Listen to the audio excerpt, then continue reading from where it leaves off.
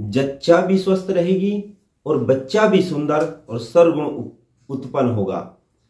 करना क्या है, यदि किसी भी स्त्री को, कोई स्त्री चाहती है कि मेरा होने वाली संतान, होने वाला पुत्र या होने वाली पुत्री सर्वगुण संपन्न हो, सर्वोत्तम हो, चरित्रवान हो, चेहरे पर सुंदर सा ग्लोब हो, देखने में आकर्षण प्राप्त हो, जहां खड़ा हो जाए उस क्षेत्र पर विजय प्राप्त करें, यदि ऐसी संतान चाहते हैं तो उस स्त्री को प्रतिदिन तांबे के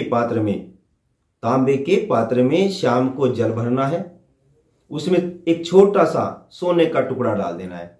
सोने का टुकड़ा अंगूठी के रूप में हो सकता है, चैन के रूप में हो सकता है, चकोर टुकड़ा हो सकता है, ठोस गोली हो सकती है, जैसा आपका बजट है, जैसी आपके पास सुविधा है, ऐसा करना। इस पात्र में हमने शाम के समय एक छोटा सा तांबे के पात्र में छोटा सा सोने का टुकड़ा डाला। सोने के टुकड़े को डालने के बाद सुबह उठने के बाद सबसे पहले हमें निहार मुंह इस पानी को पीना है। सोने का जो टुकड़ा है उसे हम अलग निकाल देंगे, इस पानी को हम पिएंगे। जब हम इस पानी को पी रहे हों तब हम पीते समय ओम नमो भगवते वासुदेवाय नमः, ओम नमो भगवते वासुदेवाय नमः, इस मंत्र का जाप करना है। यदि हम ऐसा करते हैं तो जो स्त्री जिसको संतान उत्पन्न होने वाली है, इस क्रिया को जब वह गर्भवती हो जाती है, गर्भवती के पहले माह से या दूसरे माह से या तीसरे माह से प्रारंभ करेंगे, इससे अधिक नहीं करना।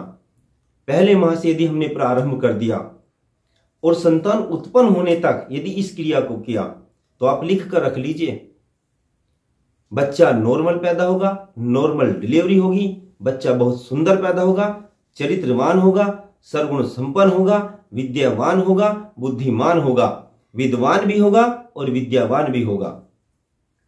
यदि हम इस क्रिया को करते हैं तो उसकी माता, बच्चे की माता भी आकर्षणवान होगी, सुंदर होगी, सौंदर्यता उसकी बढ़ेगी, घटेगी नहीं, ऊर्जावान भी रहेगी।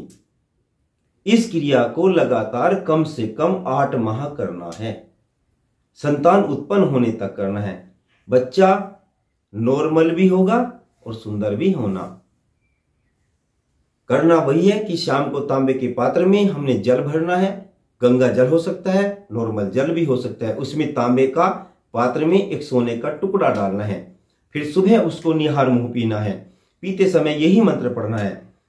इस जल को पूरे दिन भी पी सकते हैं, ऐसा नहीं कि निहार मुंह ही पीना है, पूरे दिन भी इतना जल भर कर रख लीजिए कि उसी तांबे के पात्र में सोने का टुकड़ा पड़ा रहने दीजिए और पूरे दिन थोड़ा थोड़ा करके उसमें से पीते रहिए। तो बेटा होगा, 100% बेटा होगा, चाहे बेटी हो। वैसे तो बेटा ही होगा, पर बेटा हो चाहे बेटी हो, सर्वगुण संपन्न होगा, चरित्रवान होगा, व्यवहारवान होगा, संस्कारवान होगा, बुद्धिमान होगा, विद्वान होगा और सभी रोगों से निरोगी काया वाला संतान होगा। तेज होगा उसके चेहरे पर, सूर्य की उसको असीम कृपाएं होगी।